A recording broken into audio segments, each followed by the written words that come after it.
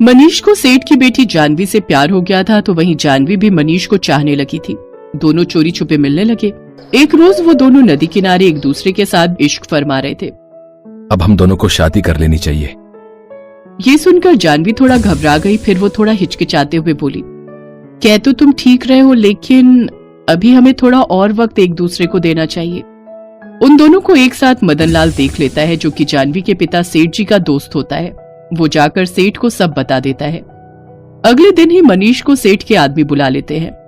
अच्छा, तो वो तुम हो, तो तुम जानवी से प्यार करते हो और उससे शादी करना चाहते हो। वैसे मेरे घर की बेटियों से शादी करने के लिए तुम्हें एक शर्त माननी होगी। अगर तुम वो शर्त मानने के लिए तैयार हो तो ही मैं तुम्हारी शादी जानवी से करवा पाऊंगा।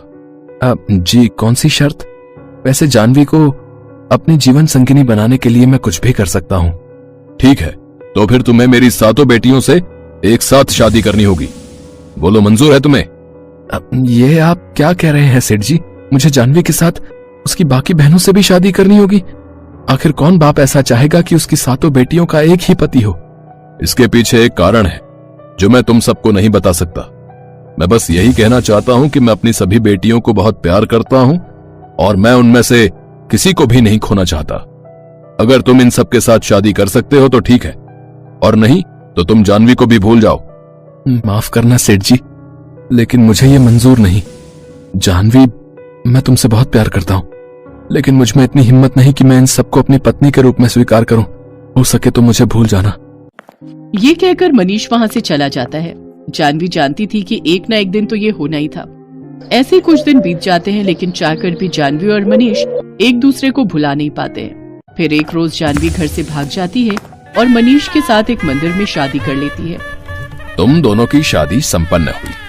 अब जाकर अपनी नई जिंदगी की शुरुआत करो। जब वो दोनों वहाँ से चले जाते हैं तो पंडित खुद से कहता है, इस लड़की को मैंने पहले भी कहीं देखा है।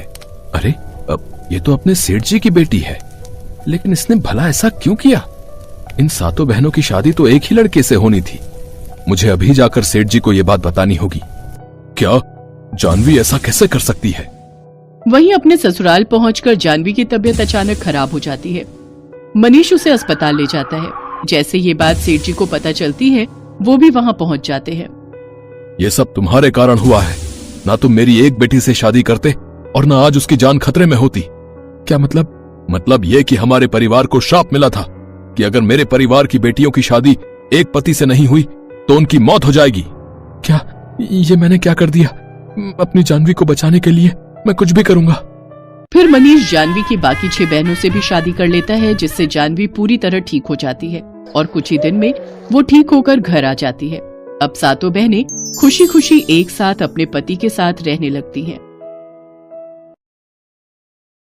सदियों पहले की बात है। उदयपुर शहर में एक खूबसूरत महल था, जहाँ के राजा और रानी बड़े ही दयालु और निर्बल स्वभाव के थे। रानी ने 7 पुत्रों को जन्म दिया था, लेकिन उनकी बहुत इच्छा थी कि एक कन्या उनके घर में जन्म ले, लेकिन उनकी ये इच्छा पूरी नहीं हुई। राजा हमेशा से ही एक पुत्री की चाह में था। एक रोज रात को जब राजा और रानी खाना खाकर अपने महल के किनारे बनी नदी के पास टहल रहे थे, तो उन्हें उस नदी में एक टोकरी आती दिखाई दी, जिसमें एक नवजात कन्या थी। उस नवजात कन्या को राजा रानी अपने साथ महल ले आए और राजा ने ऐलान किया, आज से ये कन्या हमारी पुत्री है, हम इसे अपनी बेटी की तरह पालेंगे।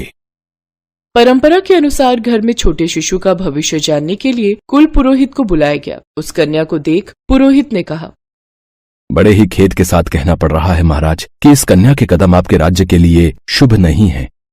आप कहना क्या चाहते हैं पुरोहित जी? रानी साहिबा, जैसे जैसे ये कन्या बड़ी होती जाएगी वैसे वैसे ही आपके 7 लड़कों की मृत्यु भी होती जाएगी। ये तुम कैसी बातें कर रहे हो पुरोहित? एक छोटी सी कन्या के बारे में तुम ऐसे कैसे कह सकते हो? सिपाहियों, इस पुरोहित को महल से बाहर निकाल दो। राजा ने उस पुरोहित को महल से बाहर फेंकवा दिया और बेटी की चाह में पुरोहित की बातों पर ध्यान नहीं दिया। लेकिन जैसे ही वो लड़की साल भर की हुई तो उसके जन्मदिन वाले दिन ही राजा के सबसे बड़े बेटे की मृत्यु हो गई। तब राजा को उस पुरोहित की बात याद आई। उसने तुरंत ही उस पुरोहित को बुलाने भेजा, लेकिन सेनापति एक दुखद समाचार लेकर महल में पहुंचा। महाराज, 10 दिन पहले ही उस पुरोहित की मृत्यु हो गई, लेकिन सुना है उसका भाई घनश्याम दूसरे राज्य के महल में पुरोहित है। आपकी आज्ञा हो तो मैं उसे बुला लाऊं। उन्हें शीघ्र ही यहाँ लेकर हाजिर हो। घनश्याम पुरोहित सेनापति के साथ उस महल में पहुंचा। मेरे भाई की भविष्यवाणी बिल्कुल सही है। अब हमें इस बात का यकीन हो गया है, लेकिन इसका उपाय क्या है? अगर आपकी इस कन्या को आग के घेरे में बड़ा किया जाए तो आपके बेटों को इसका कोई नुकसान नहीं होगा, लेकिन इस बात का खास ध्यान रहे कि वो आग बुझनी नहीं चाहिए।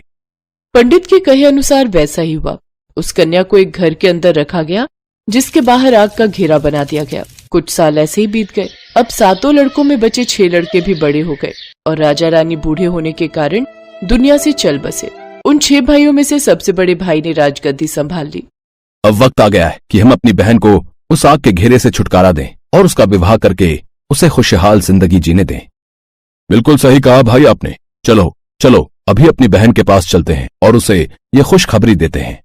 सभी भाई अपनी बहन के पास पहुंचे।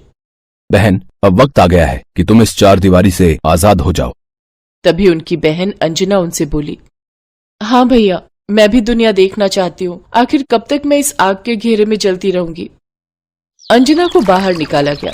उसने पहली बार नदियां, पहाड़, पेड़ पौधे, फूल, तितलियां देखी। वो बहुत खुश थी। तभी उसकी नजर बगुले पर पड़ी। अरे वाह, ये तो बहुत ही खूबसूरत पक्षी है। भैया, इस पक्षी का नाम क्या है? बहन, इस पक्षी का नाम बगुला है।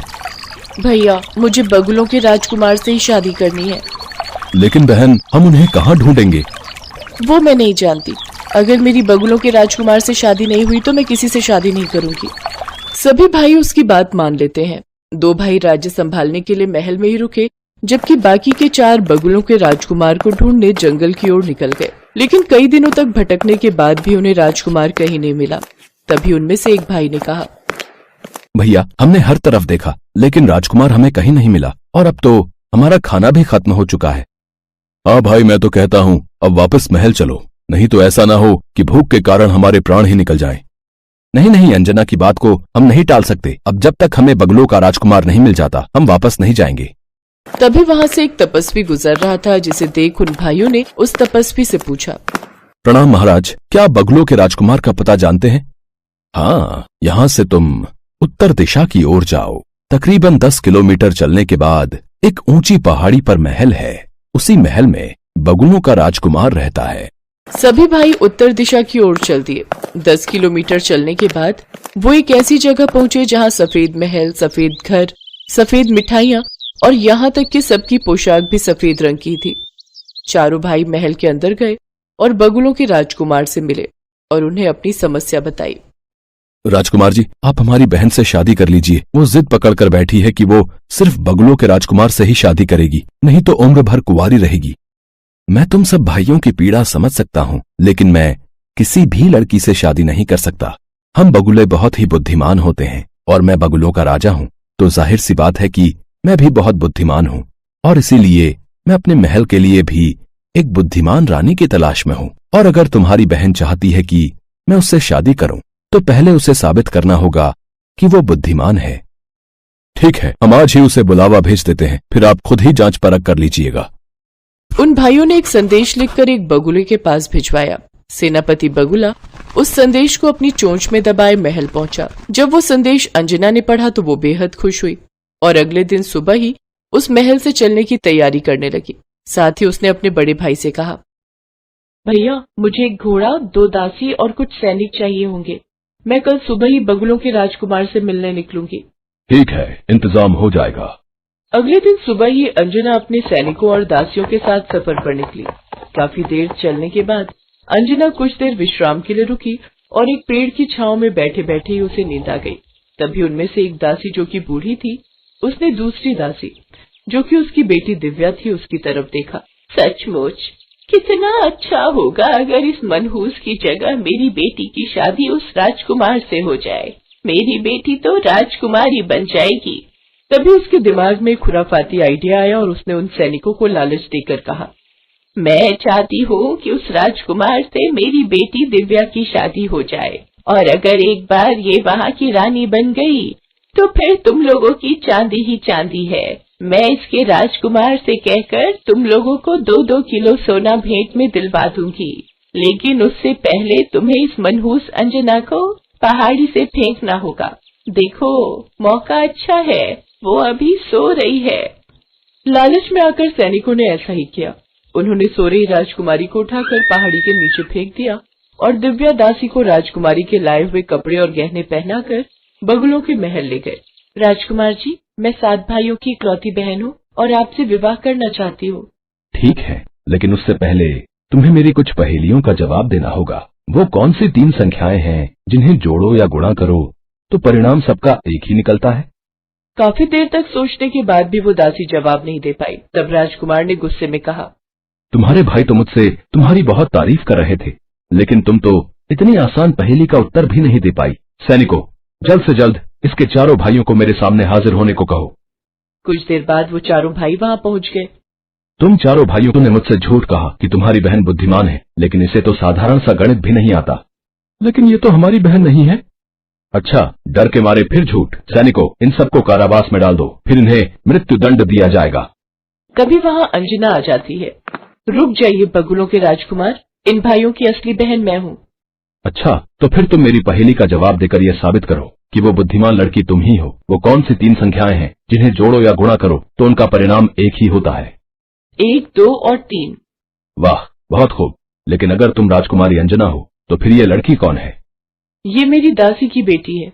इन दोनों ने मिलकर रास्ते में मुझे पहाड़ी से नीचे फेंकवा दिया, लेकिन वो तो शुक्र है ऊपर वाले का कि मैं एक पेड़ में जाकर फंस गई और एक लकड़हारे ने मुझे बचा लिया। बगुलों के राजकुमार ने दासी दिव्या, उसकी माँ और उन सैनिकों को कारावास में बंद कर दिया और राजकुमारी अंजना के साथ बड़ी धूमधाम से विवाह कर लिया।